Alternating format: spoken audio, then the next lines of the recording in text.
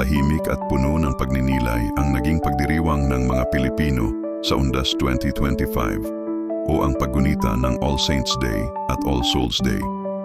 Sa iba't ibang panig ng bansa, makikita ang mga pamilya at magkakaibigan na nagtutungo sa mga sementeryo upang alalahanin ang kanilang mga mahal sa buhay na pumanaw.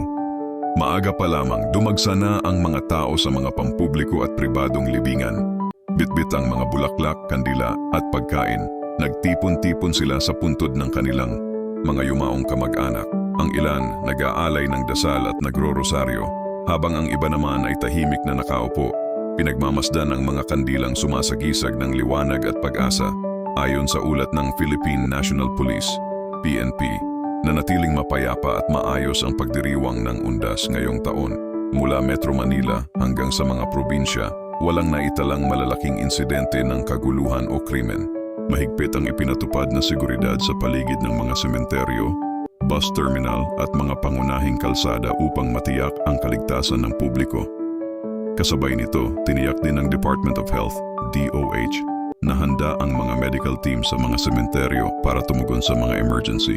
May mga inilagay na first aid station at hydration tents upang matulungan ang mga bisitang matagal na nagtitigil sa ilalim ng araw.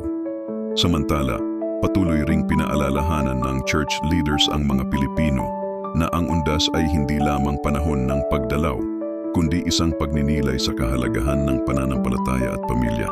Sa mga misa na ginanap sa mga simbahan at sementeryo, ipinaalala ng mga pari na higit pa sa pag-aalay ng kandila at bulaklak, ang pinakamahalagang handog ay ang taimtim na panalangin para sa mga kaluluwa ng mga yumao. Sa ilang lugar naman, gaya ng mga probinsya sa Visayas at Mindanao, makikita pa rin ang mga katutubong tradisyon, gaya ng pag-aalay ng pagkain sa altar, pag-awit ng mga pasyon, at pagsasama-sama ng buong angkan sa isang simpleng salo-salo pagkatapos bumisita sa puntod. Para sa marami, ito ay hindi lang araw ng pagluluksa, kundi araw ng pagbabalik tanaw sa mga alaala at pagmamahalan ng pamilya. Sa gitna ng mga kandila at bulaklak, isa lamang ang malinaw, sa puso ng bawat Pilipino, ang Undas ay isang buhay na tradisyon na nagpapaalala ng ating malalim na paggalang sa mga pumanaw at ng ating pananampalataya na kahit sa kamatayan, naroon pa rin ang pag-asa ng muling pagkikita. Isang mapayapang Undas sa lahat, tanda ng ating pagkakaisa, paggunita at walang hanggang pagmamahal sa mga nauna sa atin. Ngayong taon, kapansin-pansin din ang mas maagang paggunita ng ilan, dala ng pagbabago ng panahon at layuning makaiwas sa dagsa ng tao.